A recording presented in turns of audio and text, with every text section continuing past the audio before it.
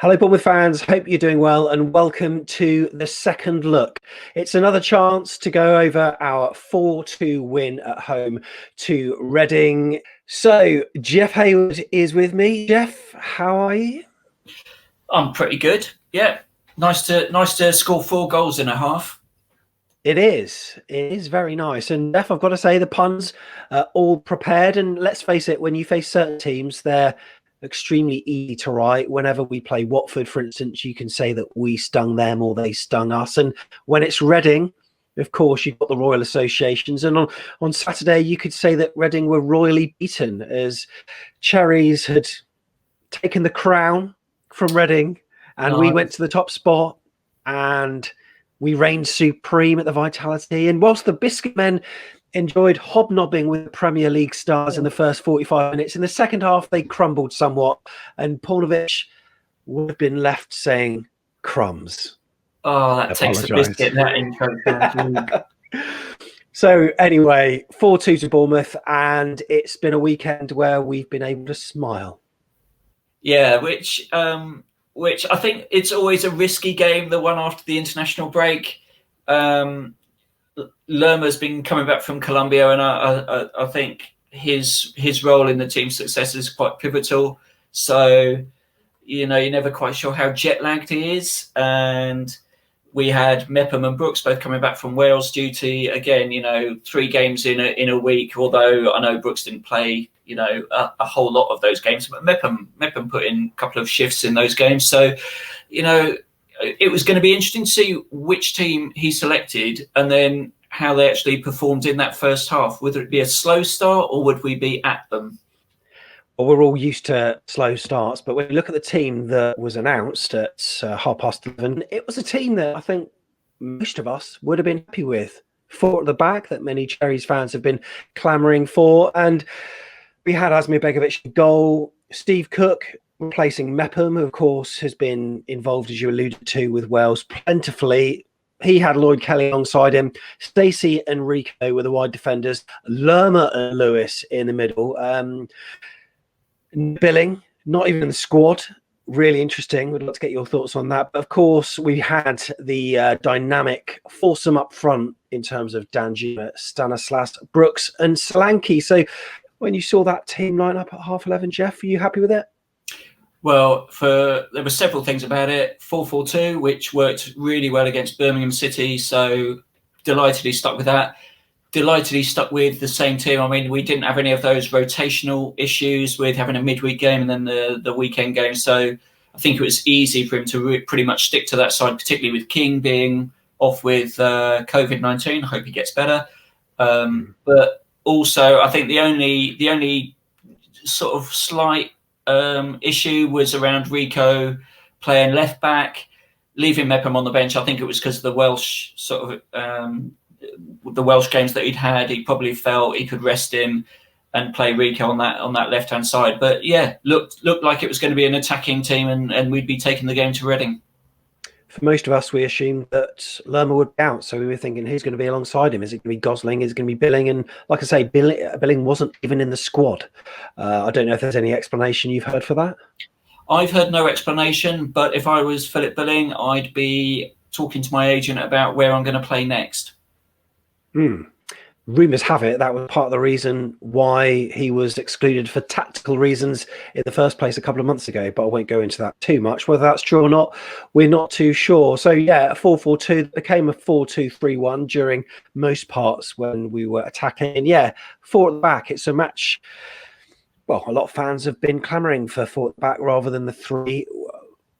But we didn't start off particularly well. And surely to God, that shows that formations are all well and good, but you need players to do the basics right. We've said this before. We'll probably say it again. And in the first half, a number of players weren't particularly at the races. And I think what credit does go to Reading in terms of the fact that they outthought us because they were quality. In the second half, though, we had a lot better quality, more desire, more clinical, and we've turned it around. better than I've ever seen a match before. I know we all felt brilliant after that Leicester match, but we were handed that in many ways, with Kasper Schmeichel not quite saving Dom Solanke's shot, sending off, and then a deflected Junior Stanislas strike, things like that. But we really earned it this time. But the match started, and then 3 minutes, we were 1-0 down, Jeff. Unbelievably. Talk us through it. Yeah, it was sloppy, really, and I think that sort of characterises a lot of our first halves this season. I didn't think we were as bad in this first half as we have been in previous games. I mean, we've had particular shockers this season in the first half, but we were just a little bit off the pace and lacking that little bit of edge and desire. And we've talked about it before, a bit of intensity. And I think that was really part of the problem with that first goal, where Semedo sort of picks the ball up, looks like, he's got to beat two players and the goalie, and does it with a quite considerable ease. Lewis Cook didn't really do his job. Steve Cook didn't do his job because he had very little space to move down there. And then Begovic didn't do his job. And Rico didn't do his job either because he left it to Begovic. So there were 4 players at fault for that one goal. And I think everyone thought he was going to run out of play, but he didn't. He kept it in, and it was a definite penalty. And João stepped up, and Begovic was close to it, but not close enough. And it was 1-0 to Reading. And I said on the free-for-all on Saturday, I said, it would be interesting to see what Reading are like defending a lead and what they do, because they themselves compare themselves with us. And on one of the previews that Tom Jordan did, they said, you're very similar to how we play. And the way that we play when we're at St Andrews is brilliant. We score a goal and then another goal and then another goal. But elsewhere this season, we haven't quite done that, and we haven't quite capitalised on our lead. And a lot of our victories have been by very slim margins. So at that point, I was wondering, are they going to sit back? Are they going to soak up possession, or are they going to try to hit us on the counter? And it then turned into a very interesting game of chess. I can say that now that we've emerged 4-2 winners, and I feel good about it. But it was in a very absorbing first half now when I look back, because like you say, we weren't bad, were we? No, we were playing the occasional really, really nice bit of football.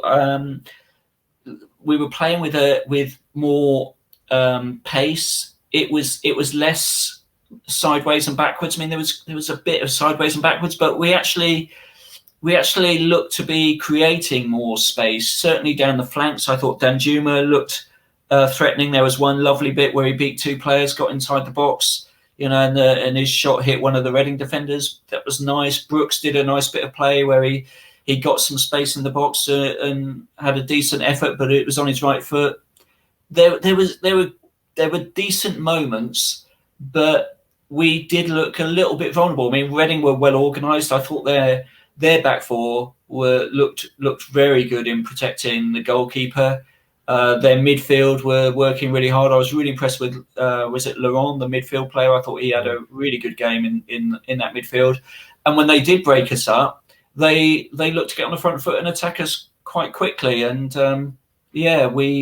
we just lacked that little bit of desire for their second goal. I felt, giving the ball up a little bit too easily in a dangerous position.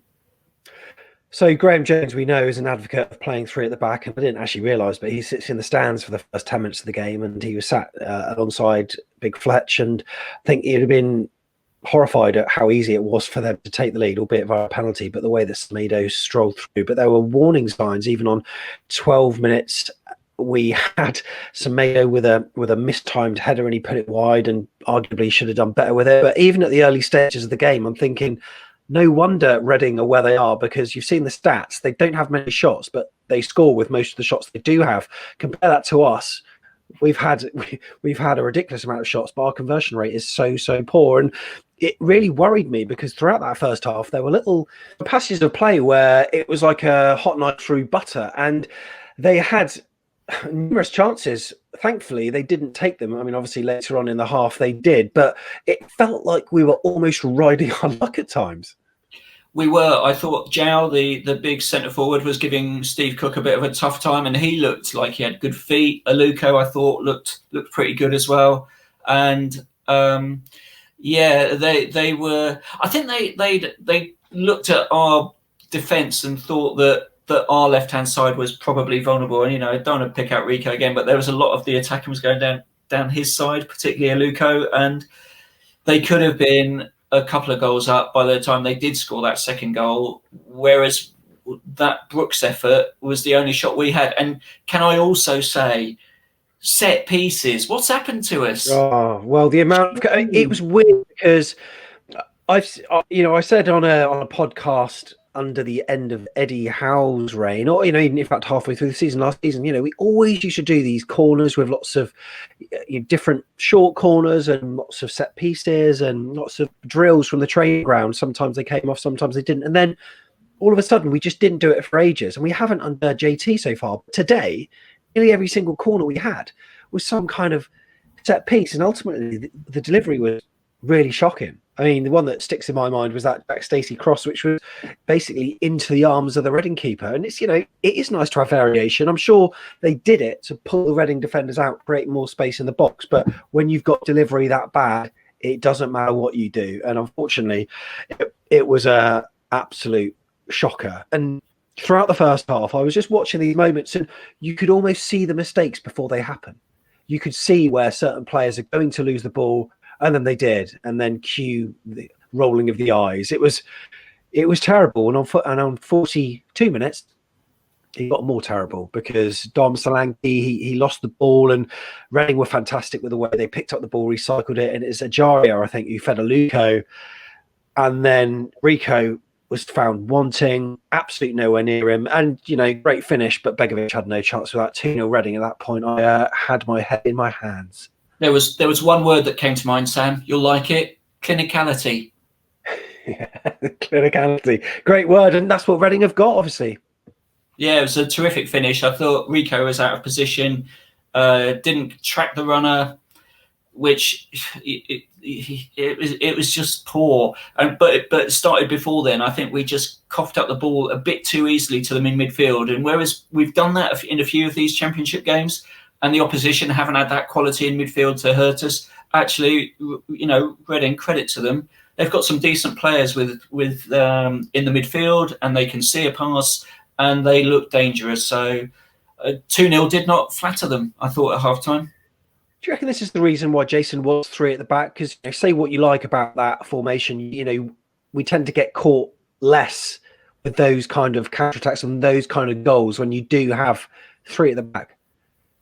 Well, it puts a lot of pressure, I think, on Lewis Cook to have a really good game, a really good 90 minutes. And I think there were a couple of times where in that first half, he just wasn't quite there on the top of his game. And, maybe Lerma was a bit jet lagged and wasn't helping him out as much. Maybe he didn't have the legs as much in that first half. And it just wasn't working for us. And I do think when you play that formation and you've got Stanislas, Brooks and Danjuma playing, you're not getting a lot of defensive cover there, are you? So it puts a lot of emphasis on the back four and those 2 midfield players to work their socks off. And we didn't really do that. Stanislas had a free kick in the closing stages of the half, which he was, fairly, he was on target, Neil Dawson, if you're watching. So that's a positive, isn't it? But 2-0 down, and I said on the free-for-all, it's the worst feeling after an international break where you've been watching England, where you don't really care about whether they win or lose, and you've been really looking forward to a game so much, and then it turns out to be that poor, especially in an early kickoff as well, because there's more time to dwell over it at the weekend. So it needed the team talk of, I wouldn't say Jason Tindall's life, probably over-egging it somewhat, but it needed a good team talk and maybe needed some changes to happen. And he did make a change. And that was to bring Chris Mepamon, who played a lot of international football in the week, and Rico obviously succumbed, and it was Kelly that moved over to left back, where he's played previously, so he's got a lot of experience there. And it was one of the less convincing. You'd think, you should bring on a midfielder or bring on an attacker, but ultimately, what he did, it worked, Jeff. It did. We used to criticise Eddie a lot for bringing on defenders at half-time or 60 minutes, didn't we? So I was impressed with the way that transition obviously made a difference.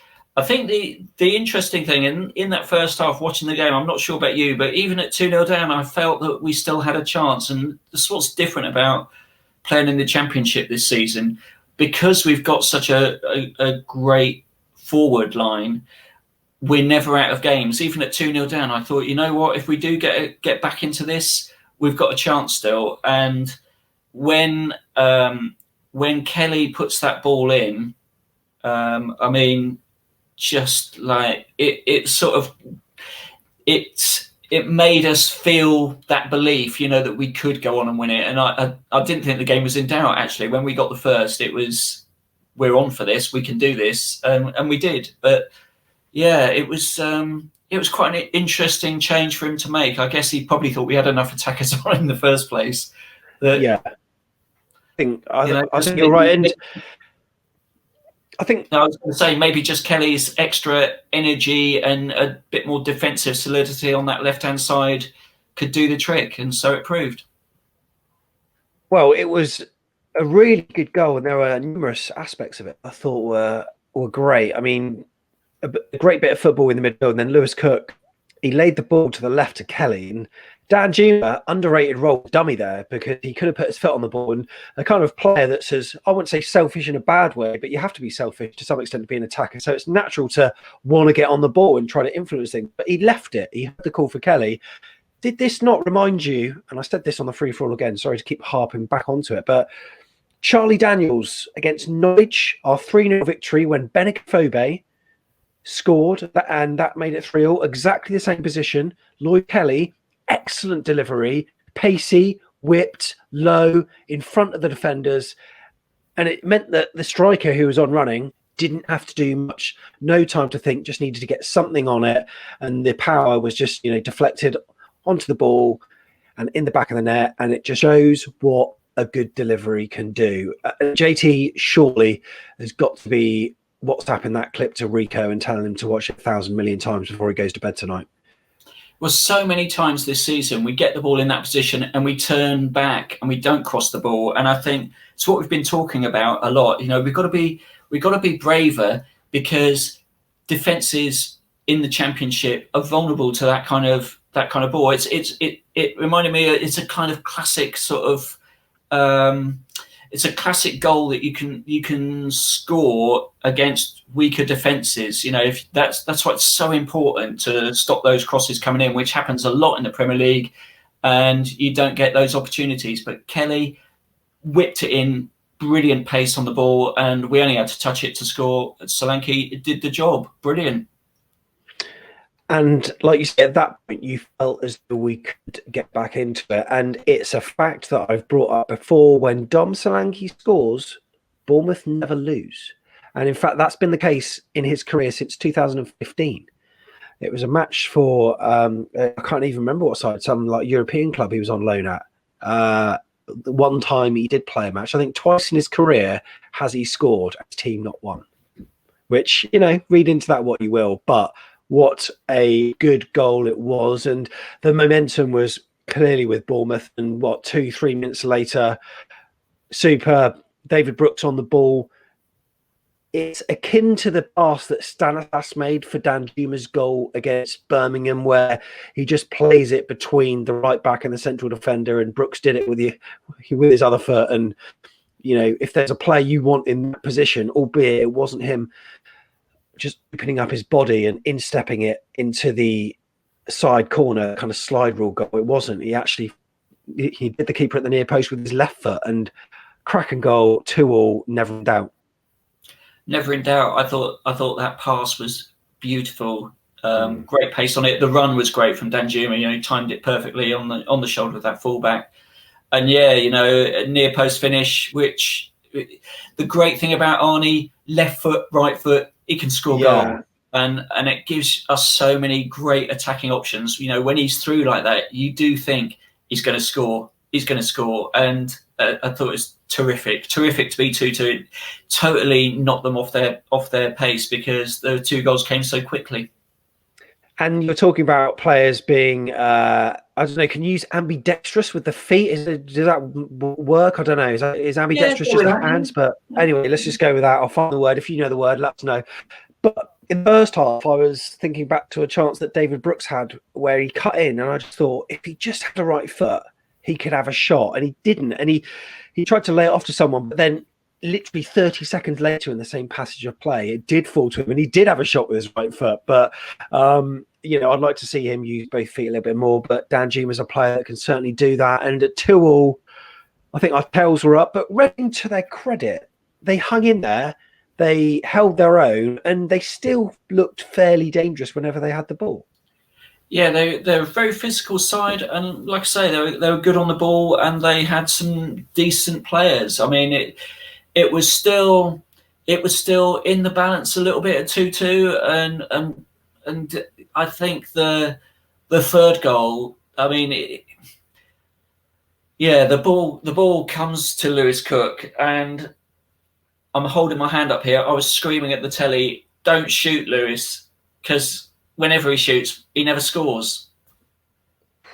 I mean, when you're looking at players who you think should shoot from that type of range, you're probably not naming many, even back through the years of AFC Bournemouth. Even when Pittman was in that position against Burton Albion, when we won 1-0, he was in a ridiculous position. That was one where you're thinking, don't shoot from there.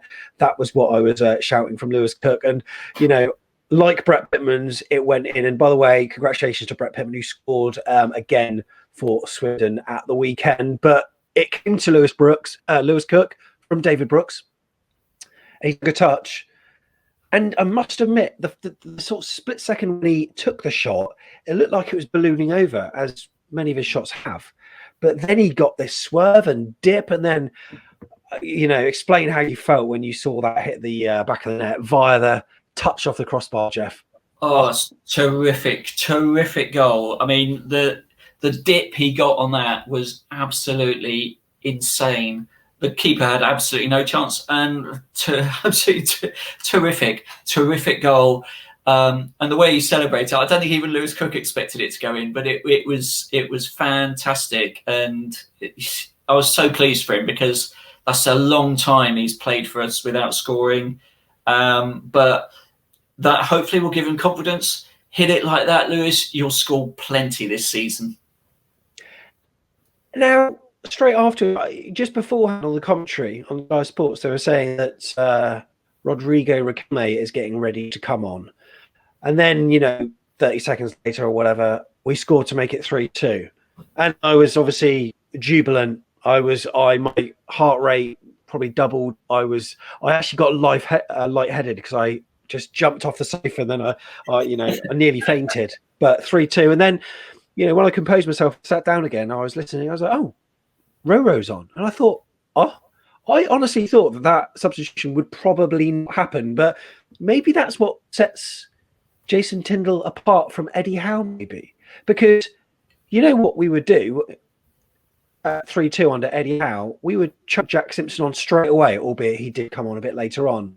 I think that was also for fitness reasons as well. But it would be easy to chuck on a defender, chuck on a Dan Gosling and just try to shore up the midfield. But it's clear that the way he wants to win games is by outscoring the opposition. And clearly for him, attack is the best form of defence. Yeah, and it was refreshing to see. I think we saw a lot of that, particularly in the Premier League, where you got to sort of hold on to those results and you win a lot of games by the odd goal. And it is a negative way to play. Brave of JT. I mean, it was high risk because it could all have gone pear-shaped if Asmir hadn't pulled off an amazing save. Yeah, and I didn't realise that GDS, the goal decision system, was active in the Championship. So that's something new that I've learned. And at the time, I thought, oh my goodness, maybe that has gone in. But no, it hadn't. And then moments later, a goalkeeping calamity, call it, defensive mistakes from the Royals, and just talk us through what happened, because it seemed to be an eternity between the keeper making the mistake and the ball hitting the back of the net, Jeff. Yeah, I love those goals. I love it when the goalie messes up like that. Because actually, that's why you're the goalie, and we've had loads of goalies who think they can play, right? And particularly this guy, I mean, the previous game against Stoke, Raphael had done exactly the same thing. He completely messed up. So we obviously were pressing him quite high. We pressed him quite high from the first minute, and it was lovely to see it pay off. I mean, he just hits the ball. Well, he tried to pass it out and hit it straight at Dom, and then and then tried to bring him down and failed at that as well when he realised he'd lost the ball. And the centre half is standing there watching this, like, what are you doing? And just beautiful. And it was great to see Dom finish it because he gets a bit of criticism, doesn't he, for his finishing? Well, I've heard that he does. I don't know, but yeah, he does. And it showed persistence. It showed strength. It showed a bit of tenacity. He could have laid it off to Roro Riquelme, who was probably screaming for the ball just alongside him and possibly had a better chance. But you know what? I'm glad he took it on because he needs that goal and he needs the confidence. And he's a confidence player. He just scored a brilliant goal earlier on to put us, back in the game. And this goal was fantastic to see. And he actually didn't put it where I thought he would, but he put it to the left of the defender. And I thought he was going to bend it round. But to see it hit the back of the net, absolutely delighted with that. 4-2. The game was never in doubt, was it? No, never in doubt. Total joy. I mean, if Dom's going to get the 30 goals that we've predicted for him this season, I've predicted for him this season. I won't put you on that one, Sam. Then he needs to score goals like that. But I was thrilled to see that, and just generally, I thought the team sort of bucked up their ideas. As those who saw David Brooks interviewed after the game will know, they got a hell of a book at half time, didn't they? For sure. So after the game, I asked for some 5-word match reports on Twitter. So we're going to go through a few of them. Jeff, Tommy Affen's Poodle said, from lazy to absolutely sensational. Patrick Devitt said, ripe cherries, rip apart Reading. Haven't seen any biscuit puns yet. Steve Hensman, vastly improved second half display. Lewis Cook, take a bow. Roro regrets moves to Reading, smiley face, says James. Lewis Cook, round of applause, he goes on to add. A game of two halves, exactly. That's what it was. Ashley, Richard Neal, Begovic from zero to hero. Second half sends us top, although the rest of the games on Saturday may have changed that, of course. Here we go. Swear filter. Rubbish, then amazing. Effing Bournemouth, said Steve. Said Tim Spencer. I was wondering how to say that. Solanke finding his feet finally, said Heather. Second half, Jason Tindall masterclass. What a first goal for Lewis Cook. Yeah, completely agree. Together, anything is possible. Plus, Cook said, Rowan, hope you're well. It was never in doubt, said Paul Kenwood. Masterclass from Tindall, and it goes on. You can see all those on our Twitter. Just scroll down to our 5-word match report quest, and yeah, you can have a look through them. And how much should Jason Tindall take credit for this, Jeff?